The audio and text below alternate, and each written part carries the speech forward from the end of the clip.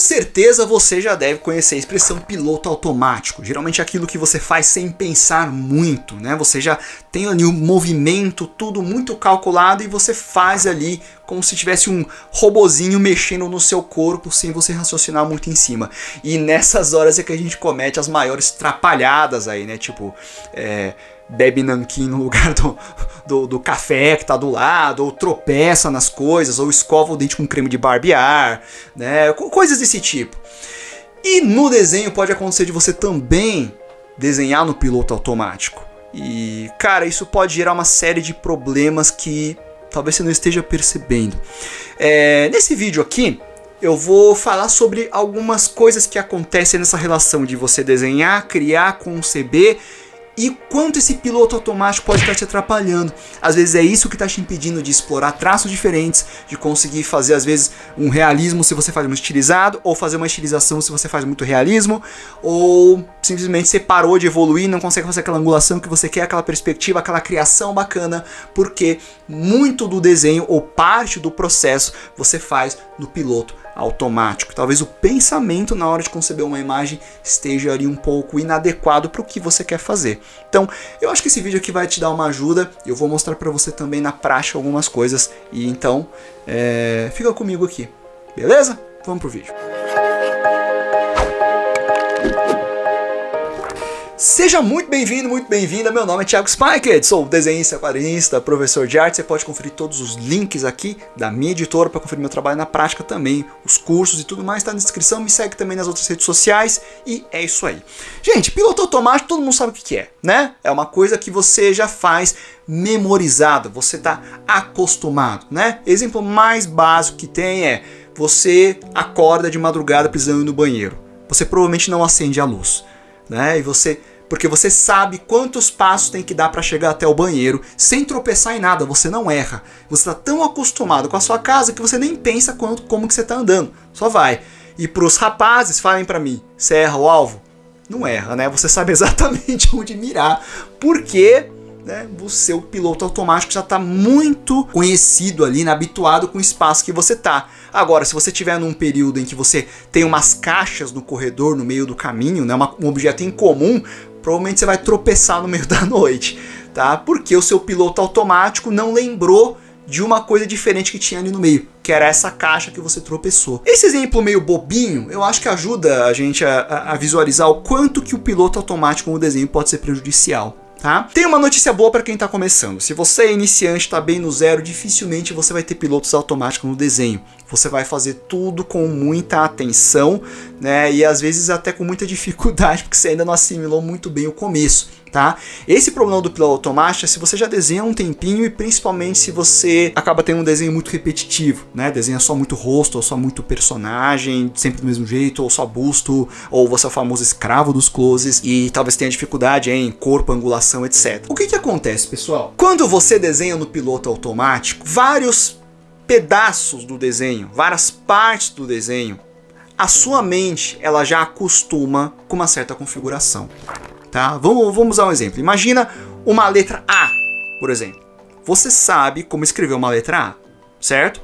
Provavelmente na alfabetização te ensinaram como que você rabisca a letra A. Tem uma ordem e geralmente você escreve ela sempre na mesma ordem. Então se você puxa o pauzinho do lado direito e desce depois e cruza o A no meio depois, né, geralmente você sempre faz a letra A desse jeito.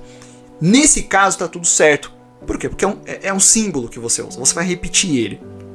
Com pequenas variações, mas você vai repetir. Dificilmente você vai começar a letra A pelo cortezinho do meio, se não é um hábito seu. Tá? Imagina isso acontecendo com um desenho em porções menores. Por exemplo, se você desenha sempre uma certa configuração de olho, uma certa proporção e distância do olho até a boca, um certo formato de rosto, uma certa proporção da cabeça em relação ao corpo, tá? Isso tudo pode gerar na sua mente, né, uma interpretação permanente daquela configuração, da representação do corpo humano, né, que você quer fazer. E aí pode cair no problema ali da síndrome da mesma face, que eu já falei várias vezes aqui, e também os problemas ali de você se virar um desenhista carimbador, que os seus desenhos são sempre muito iguais, né? As pessoas não têm biotipos diferentes, alturas diferentes, cabelo diferente, né? E a gente vê algumas obras aí com esse problema. Então o que acontece? Eu vou mostrar para você agora um exemplo, né? Desenhando, tentando repetir um errinho um pouco comum, né? No desenho, que eu sempre pego um problema desse nas aulas de angulação com os alunos, né? E eu estava conversando esses dias com um aluno ali na área da Liberdade, né? Aula de angulação é difícil. Imagina o seguinte, né? Na aula de angulação, geralmente o pessoal tem muita dificuldade porque você vai ver o corpo humano bem distorcido, ou numa visão do pássaro ou numa visão de minhoca, né, que chama, visto de cima ou visto de baixo. E a principal referência que nós temos do corpo humano somos nós mesmos, ou os nossos semelhantes. E geralmente a gente vê as pessoas de frente. Você vai se lembrar de ver elas de baixo para cima quando você era criança, né, e dificilmente você vai ficar vendo elas de cima para baixo. A não ser que você esteja no andar de cima, mas geralmente a gente assimila as coisas de frente. A gente costuma desenhar as figuras de frente também. Então, quando você tem essa profundidade, você quebra ali com algumas medidas, né? Por mais que eu explique, né, e que você precisa encaixar o corpo humano dentro dessa área, né, e tem alguns truques para você fazer essa divisão, a tendência é você tentar representar da maneira como você está mais acostumado. Então, se você treinou o corpo de frente, que eu acredito que é o caso da maioria, você talvez tenha ali contado cabeças, né, 8 cabeças de altura, mesmo que você não conte mais cabeças, isso acabou ficando enraizado na sua mente. Quando você tem uma angulação dessas, esquece as 8 cabeças. Não é mais assim. A relação vertical-horizontal mudou, porque você tem a profundidade, né, a profundidade virtual no caso aqui, simulada, mas é profundidade, tá? Então, aquela proporção não vai mais fazer sentido. Para a sua mente, para o seu cérebro, fazer o que é certo, entre aspas, que é as 8 cabeças, que representaria a altura do ser humano, nesse caso vai deixar o seu desenho estranho. Para que ele fique do jeito como você quer, com a profundidade, o corpo humano não vai ter mais 8 cabeças de altura. Ele vai ficar mais atarracado. Ou seja, isso dá uma pequena dissonância cognitiva na forma como você interpretava o corpo humano. Se você não sabe o que é dissonância cognitiva, eu vou explicar bem rapidamente, tá? É quando você tem ali uma crença com relação a alguma coisa e você faz algo que não vai de acordo com essa crença. Ou você afirma algo que não vai de acordo com essa crença. A sua mente, ela sabe que você está mentindo, que você está... né, opa, peraí, isso não faz sentido, tá? Isso, claro, tem escalas muito mais amplas, mas aqui a gente tem uma dissonância pequenininha porque você fixou na sua cabeça que a altura de um corpo ela tem essa proporção e distância em relação às partes do corpo. Mas aí é que entra a percepção, tá? A atenção. Você está representando um corpo em angulação, portanto para ele ficar distorcido. Para parecer que a perna está um pouco mais curtinha. Para ficar assim. Porque você quer dar essa sensação de profundidade. Então você tem que ser capaz de manipular isso para dar uma nova configuração para sua mente entender que aquilo que você entendia como altura de corpo humano, esquece aqui, eu estou fazendo outra coisa. Então você precisa forçar de modo consciente que essa angulação que você quer vai aparecer, quebrando aquela interpretação inicial que você tinha das 8 cabeças de altura. E o que acontece nesse processo de se corrigir, né, de se ajustar? Você fazer um acerto parcial. Então, por exemplo, você entende que a cabeça ela vai ficar por cima do tórax, porque você tem uma sobreposição. Só que você acaba fazendo um torso muito comprido, um abdômen muito comprido, né? Levando em conta o comprimento de um torso numa visão frontal. Talvez a perna fique muito comprida, ou o braço. Então você tem que criar ali uma série de interpretações para você dizer para sua mente que, olha, não, esse comprimento tem que ficar assim, assim ou assado para dar a sensação. Senão você tem um desenho em que a parte de cima está distorcida e a parte de baixo ela parece estar vista de frente. Esse é um problema muito comum que eu vejo, tá, em alunos que estão nessa aula especificamente de angulação. E aí você tem que forçar a sua mente a entender que não é para você fazer com a proporção que você está acostumado. Portanto, né, é aí que entra o piloto automático. O piloto automático, quando você já enraiza certas proporções, medidas ou até a forma como você tem a consciência corporal de compor o desenho, né, de montar ali, esboçar o desenho, pode ser prejudicial. Esse caso do corpo em angulação acho que fica muito evidente para você.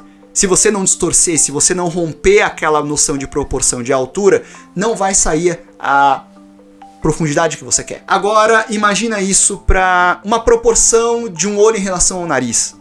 Imagina isso com relação a um desenho mais realista ou para um estilizado. Se você, por exemplo, desenha mais mangá, que todo mundo é mais olhudo. Se você vai desenhar um realista, o olho não é desse tamanho.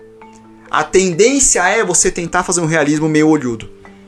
Isso é o quê? É a sua mente tentando ligar ali o piloto automático para você fazer um olho maior do que realmente é. Imagina isso agora no modo como você esboça. Você está acostumado a esboçar sempre fazendo uma bolinha, sempre tentando ali se guiar pelos volumes, pelo shape. Será que você tentar esboçar de uma outra forma mais gestual, mais contínua, em vez de fazer um monte de rabisco, fazer com uma linha só, mais solta? Será que de repente você segurar o lápis com a mão inclinada não pode dar aí o efeito que você quer? Então, às vezes, esse piloto automático de você voltar para o que você está acostumado é o que está fazendo você não conseguir chegar na solução que você quer, é o que está fazendo o seu desenho ficar sempre com a mesma cara, é o que está fazendo você não variar muito ali angulações, biotipos, proporções, e até pode estar dando um resultado que você não quer, ou você não está conseguindo sair daquele mesmo estilo que você faz, porque até o jeito como você pensa o desenho, ele está sempre igual. Você raciocina de uma forma sempre igual. Piloto automático. Eu percebi aí ao longo, né, da trajetória, né, aprendendo o desenho e também ensinando, que muito da solução para isso você tem que conscientizar de duas coisas. A primeira é a noção de arquétipos, tá? E o que são arquétipos? Arquétipos são como se fossem arquétipos visuais aqui no caso, tá? Como se fossem imagens mais fáceis de você assimilar uma certa ideia, tá? Você esbarra naquela coisa do ícone, né? Então, o ícone de uma árvore, o ícone de uma maçã, o ícone de um carro, né? Então, geralmente, o ícone de um peixe, eu gosto desse exemplo, né? Se você pedir para uma pessoa desenhar um peixe de cabeça, eu tenho quase certeza que quase 100% das pessoas vão desenhar o peixe de lado, porque é o modo mais fácil de você assimilar a ideia de um peixe, que é um animal mais achatado, comprido, tem uma barbatana, né, a cauda ali, o rabo, né, compridinho ali as barbatanas. Dificilmente alguém vai desenhar um peixe de frente, porque ele vai parecer assim uma forma meio esquisita, né? E você perde a largura dele. Você não vai enxergar o comprimento da cauda dele, que é uma das partes mais assim icônicas do que é um peixe. Isso é um tipo de arquétipo, quando você assimila as coisas por ideias muito fundamentais. Em inglês, eu já vi alguns professores falando sobre, usando o termo symbol. Eu acho que símbolo é muito... tem uma outra conotação, mas eu acho que a ideia é a mesma. Então, ele fala assim, você vai desenhar um rosto, né? E aí parece que o olho ou a boca, né? Quando você vai fazer a angulação, você não acerta aquele ângulo. Por quê? Você está memorizando o nariz como se fosse um símbolo. Você não consegue visualizar um nariz 3D. É sempre aquele mesmo jeito de fazer ele de frente. Então, também outro problema comum. Você começa a errar em partes, olhando para cima com o nariz de frente, né? Quebra o símbolo, analisa, né? Tenta visualizar de forma mais tridimensional ali, tá? E a segunda coisa que é você se conscientizar que os detalhes importam, certo? Eu não tô falando de detalhe de você já pensar no acabamento, né? Muita gente assimila detalhe com acabamento, né? Colocar um monte de achura, um monte de pontinho, um monte de, né? Deixar aquela linha perfeitinha, não é disso que eu tô falando. Não tô falando de acabamento, eu tô falando de detalhes. Uma linha, uma curvatura, uma forma, uma pequena distância é o que pode ser a diferença entre você acertar uma angulação ou não sair aquilo que você quer. E eu vou dar alguns exemplos muito comuns em anatomia que os alunos fazem aqui, ó. Presta atenção. Por exemplo, né? Eu citei o lance do nariz. Se você desenha um nariz de frente, você provavelmente vai memorizar a forma de resolver ele, né? E aí você faz o rosto assim, o nariz de frente, ok, é desse jeito. Quando você faz a angulação visto de cima, você vai ver mais as narinas. E eu acho que principalmente esse comprimento do olho até o nariz é que vai mudar bastante. Por conta da angulação, o nariz ele vai parar ali como se fosse no meio dos dois olhos.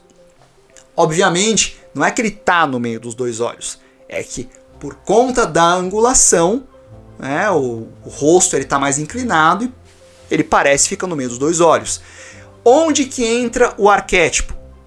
Primeiro, né, o nariz. Né, o cara vai fazer um nariz de frente num rosto virado para cima. Né? Onde que entra o piloto automático aqui também? Nas proporções. Muita gente vai fazer esse erro aqui, ó, que vocês estão vendo. Ele até entende que o nariz vai ser visto de baixo, desenha a narina, mas olha a distância dos olhos até o nariz. Está à mesma distância de um rosto visto de frente, o que fica muito esquisito. Parece que a cabeça está esticada. Então você tem ali erros em pedaços do seu rosto. E aí você tem que ser capaz de observar e ver que não, cara, não é para manter essa mesma distância. Geralmente são os 3 olhos de altura, 3, 2,5, depende aí do como você estiver fazendo. Né? Você tem que esquecer essa dimensão e jogar um pouco ali mais entre os 2 olhos. Quer ver um outro detalhe interessante? Eu acho que vocês devem conseguir fazer um rosto de perfil. Né? A maioria deve conseguir. Agora é aquele rosto de perfil quase virando de costas. Você já tentou fazer isso e ficou esquisito? Você já tentou fazer um rosto quase virando de costas e não fica de jeito nenhum? Existe um detalhezinho que muda tudo. Tá? Primeiro, a distância ali do olho até o limite da face, que é importante. Mas está exatamente na forma como você faz essa linha das pálpebras. Tá vendo que você tem uma curvinha diferenciada ali? Próximo da pálpebra inferior. Por que essa curva fica desse jeito? Porque quando você olha um pouco mais de lado, o volume das maçãs do rosto são mais valorizadas. Então, consequentemente, o olho vai ter um pouco mais dessa angulação. Se você fizer sem essa curvatura, o olho ele parece estar plenamente de lado. Veja que é um detalhe mínimo. E o rosto de lado também é bacana para você entender essa coisa do arquétipo, né? O clássico olho de frente num rosto de lado. Se você desenhar um olho de frente olhando para o lado num rosto de perfil, não faz sentido, né? Mas por que você fez um rosto de frente? Porque você está ali pegando o arquétipo de um olho. É o que também falam a respeito do symbol, né? Em inglês eles chamam de você tá you're thinking about symbol, the symbol of an eye. Mas eu prefiro usar o termo arquétipo, né? Eu acho que faz mais sentido, né? Ele fica menos poderoso assim em questão de símbolos. Você vai reparar, né? Depois que uma série de pequenos detalhes, né? São que vão dar essa diferença ou não. Vamos voltar naquele primeiro desenho da angulação, né? Veja nesse caso dessa figura que está vista de cima. Repara na altura dos pés. Você vê que parece que uma perna está mais para cima do que a outra? Não é que está um para cima que a outra. Você entende perfeitamente que isso é angulação. É como se você estivesse vendo de cima. Só que no eixo XY, plenamente bidimensional, você vai assimilar uma perna acima da outra. O seu piloto automático vai tender a querer fazer as pernas com o mesmo comprimento. E aí você tem, de novo, esse piloto automático, né, cometendo pequenos deslizes ali. Você tem que ser capaz de analisar, fazer de modo consciente para que a sua mente entenda que não é para ficar uma perna na mesma altura, é para uma ficar mais em cima da outra. Então vocês separaram que esses detalhes que eu estou me referindo são esses posicionamentos, às vezes uma curvatura assim ou assado é o que dá toda a diferença. Então os detalhes importam nessa construção. É isso que vai, às vezes, ser a diferença entre você conseguir chegar no resultado que você quer ou você ficar sempre ali brigando com a folha, com o desenho, apagando 1000 vezes sem conseguir chegar lá. Presta atenção nas suas manias, nos seus pilotos automáticos. Como que acontece esse piloto automático assim? Né? Como que você chega nesse ponto de estar cheio de problemas? Geralmente quando você já consegue desenhar algumas coisas e você para de absorver vocabulário visual. Tá? Vocabulário visual é você ser capaz de ter mais de uma forma de desenhar uma mesma coisa. Tá?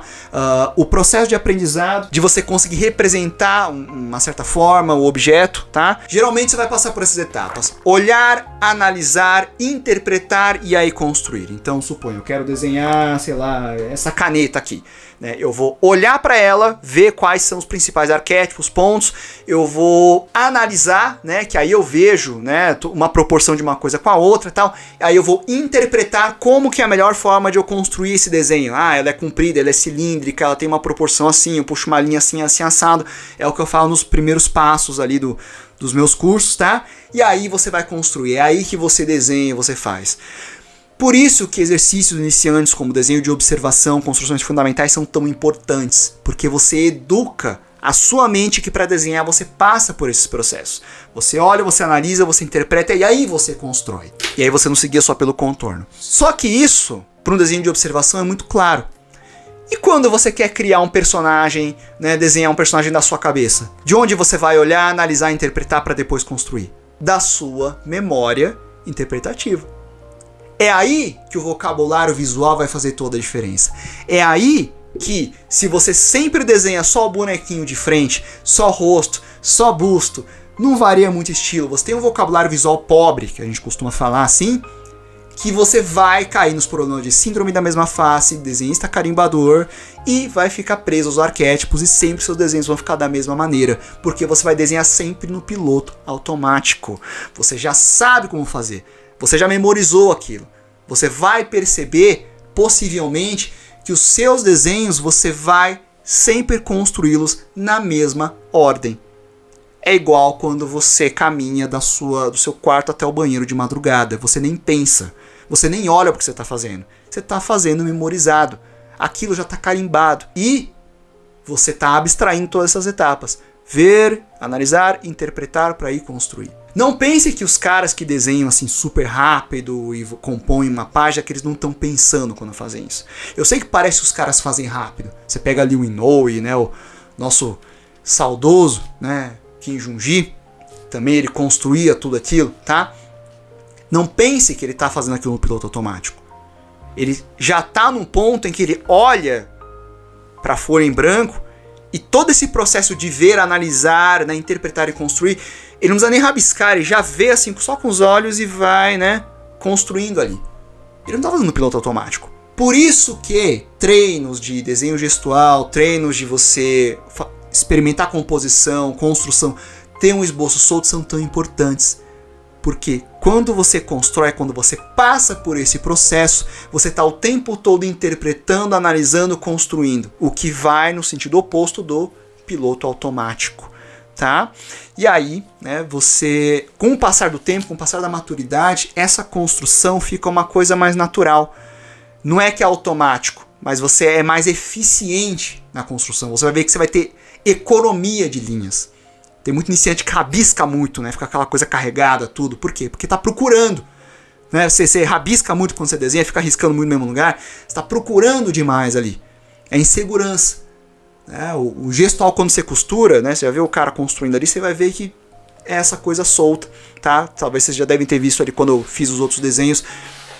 Foi ali meio costurando. Não é que eu não estou interpretando.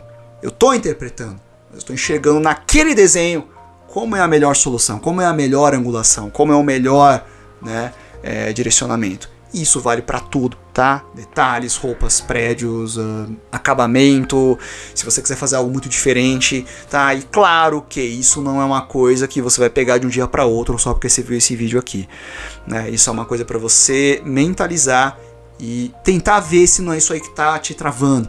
Né? Ó, será que eu não estou muito preso ao arquétipo? Será que eu não estou muito desenhando no piloto automático? Será que eu não tenho que tentar olhar um pouco mais o que está estranho aqui? Por isso que eu acho que exercícios aqueles de gestual são tão importantes. Né? Eu acho que ele quebra um pouco esse engessamento no desenho. Né? Eu acho que ele desenho contínuo também, desenhar modelo vivo que você tem poucos minutos, você põe uma condição diferente para você treinar. Eu acho que ele te força a sair daquele lugar comum. Tá? Então, falei várias vezes sobre, né, você desenhar animais ou coisas diferentes, mas acho que assim fica um pouco mais claro do porquê que é importante você tomar cuidado com esse piloto automático. Geralmente ele não vai te fazer chegar em resultados muito legais não, tá?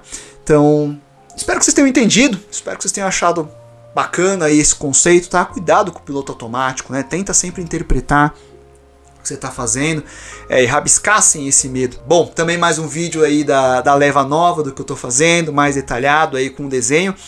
Escreve aqui nos comentários o que você achou, o que você pensa sobre isso, se você se identificou, se você tem aí uma mania que você custou para perder. Eu acho que isso é legal, é valioso para todo mundo aqui. Eu vou citar uma que eu tive lá no começo, tá? Que eu fazia excesso em dobras de roupas, tá? Eu tentava fazer uma dobra de roupa muito bem feita ali e tal, e eu pecava pelo excesso. Eu fazia muito traço, parecia que a roupa tava amassada. Sabe quando você lava a roupa e você torce tudo e você fecha e fica tudo dobrado? Né? Eu exagerava, eu pecava pelo excesso. Esse foi um negócio que eu demorei um tempo pra perder. Falei, cara, coloca menos nos lugares estratégicos, né, do que querer colocar traço demais e virar uma bagunça, né? Então eu demorei um pouquinho aí para quebrar essa ideia de que muito risco representava mais detalhe, e não, né?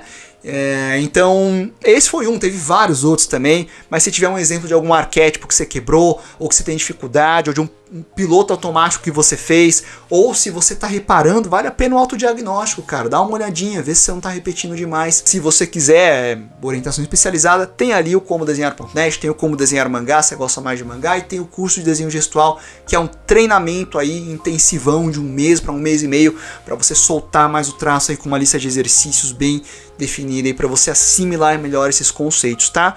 Então é isso, tá? Eu fico aguardando os comentários de vocês aí, o que vocês acharam deste vídeo. Não esquece do like para ajudar aqui o canal. Estamos nessa nova fase. Agradeço a todo mundo pela força que vocês têm dado e compartilha, tá? Com seus amigos aí, grupo de estudos da faculdade. Se achar que isso que eu falei aqui pode ajudar, manda lá. Tem aulas completas aqui também, se você quiser assistir, vou deixar à sua disposição. E é isso, galera. Obrigado. Visite ali a nossa loja e tudo mais que vocês já sabem aí. Tá certo? Então é isso aí. Nos vemos nos próximos vídeos e estamos conversados. Por enquanto.